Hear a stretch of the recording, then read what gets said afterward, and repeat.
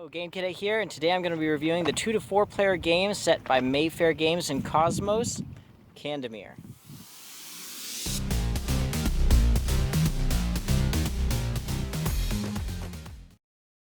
In Candamir, you are working your hardest to get 10 points. And when you score points, you'll put these cubes out onto a board over here. And so, you know, if you get a sword, you'll put one right here. If you'll get a chest, you put one right here. Paper, put it right here. Another chest, put it right there. And you've helped out Candamir a lot. There's 4 other villagers you can help as well, each giving you points in different categories. When you have all 10 of your cubes placed out, you win the game. Basic mechanisms. On your turn, you are going to first be allowed to trade, and then you must either explore or build and brew. And if you're in the village, you can build and brew. If you're not in the village, then you have no choice but to explore. Before you explore, you can look at a number of tiles and see which ones that you want to go try to find. You see here, this player, we'll say orange player, notice there's some shoes and 2 pelts over here and an experience point. It's hard to see this, but experience point and 2 pelts right here, and a shield and 2 pelts right over here. So you'll see mostly pelts here, wood over here, rock over here. And so this player right here wants to go get the shield. So they'll place that right there, gold token right here, and then they move their endurance amount of spaces towards that spot. So they first flip over an adventure card, and it says the different places that they could go. So this says that if they go up, they can gain a special adventure. Okay, so say they choose to move up, alright? So then they get an adventure card. And so they have their choice of Troubled Maiden, Halford's Threat, or Herald's Sword. And I'm just going to read the shortest one here. So this girl has offended her employer, who says she is a liar. Put in a good word for her. If you are not convincing enough, her employer will get angry, and he will probably flog you. If you succeed, he will thank you with 1 oar. So flogging or 1 oar. Alright, so then you just continue to move. See, up there. Next one, you'd move over. Next one, ooh, you get a honey along the way.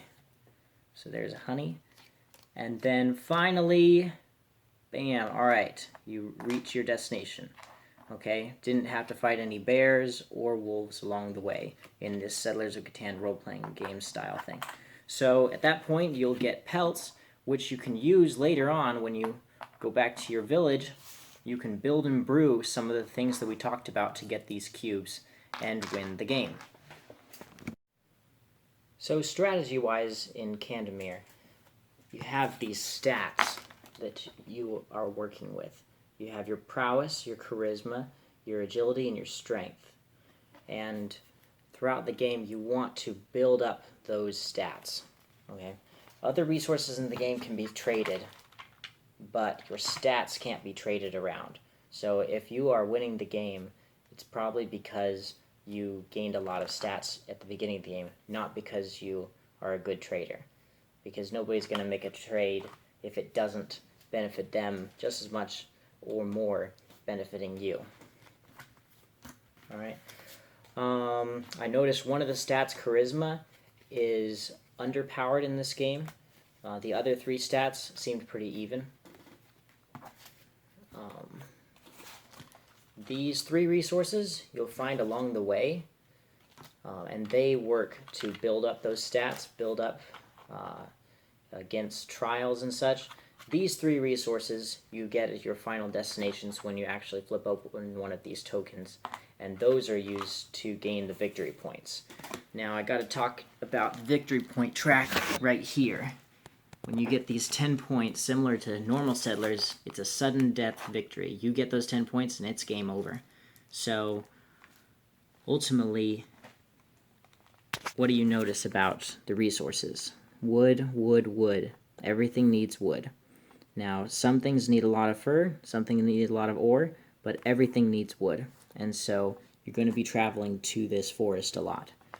Also, you will notice that as you put your cubes out, you're just placing these cubes out on here, there is a bottom track right here that shows bonus points. This is like a longest road, longest, biggest army type of style thing in this role-playing game that they borrowed from Catan.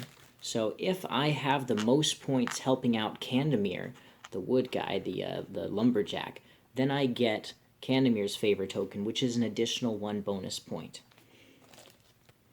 So, competing with other players for what they want is very good, just like in normal Settlers of Catan. When you are trying to beat somebody with the longest road, you want to be fighting against the winning player.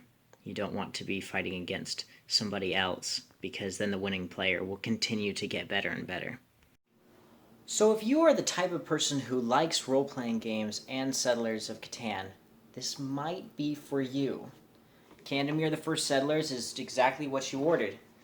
It's got variable player powers. You see you got this Ole, he's got 2 prowess and 0 for his charisma, because he's not very good looking, right? Just kidding, charisma's not just about looks. Alright, then you got Gundrun, exactly the same.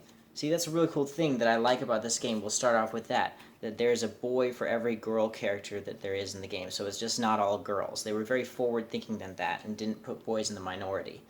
All right. Another great thing about this game is that the player powers along with the starting stats are pretty unique, you know.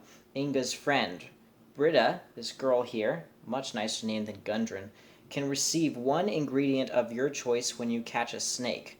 Yep, alright, so helping out Inga gets you more ingredients. Good things to see right there. So those are all good things so far. And it's kind of like leveling up in a role-playing game, so to speak, with this Settlers, the First Settlers is Candamir Adventures thing. I like that the resources are pretty even. In Settlers of Catan, they do the same thing, you know. While sheep is not as useful as ore, generally speaking, strategy-wise, you can kind of look at the different resources here and realize that no one resource you can do without, just like in normal Settlers. You have to use even the sheep to build a house or whatever you want to do. And I know there's plenty of people out there who are saying, no, sheep is great and stuff like that. I'll trade you 2-3 sheep for anything.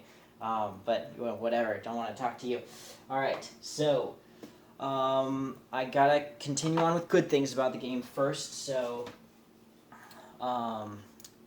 it's kind of got a balanced market. It's got good, you can trade in a role-playing game. That's kind of cool, trading in a role-playing game.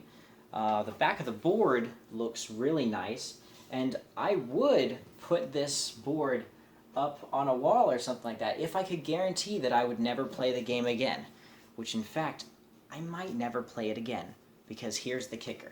Okay, the game is a bit too random. Something I should have said in the strategy section, but I didn't say it until now, is this: you don't want to be moving around unless you have 4 health.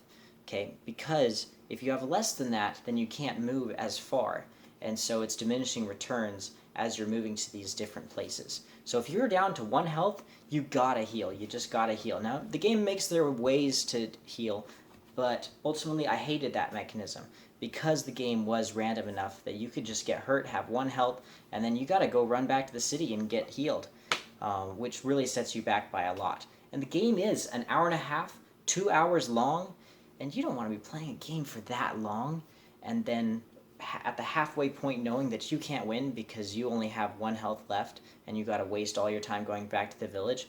There's not a catch-up mechanism for that. And so sadly, I have to say, and from the bottom of my heart, all honesty, they really worked hard on this game. I can tell they try to mesh these two ideas together. But honestly, if you're not somebody who's like, yeah, I really want to see a Settlers of Catan plus a role-playing game combined, then I'm going to have to give it a pass. In fact, I'm going to give this board game a final impression of tired, because I am tired of board games being way too long. I'm tired of board games being way too random. And ultimately, I'm tired of the combination of that and this utterly terrible nightmare of coming over to somebody's house and getting to halfway through a game and realizing that you can't lose. You can't win, sorry. There is no way to win, okay? Nobody is going to be able to catch up to the person who is in first place. But you have to sit out the rest of the 45 minutes to finish off this hour-and-a-half game, because that's just what the rules say. So ultimately, it's going to be tired emoji, but it can be a good game. You can still have fun with it, okay? Good, not great. So ultimately, final impression, there are better games out there than Candamir, the First Settlers.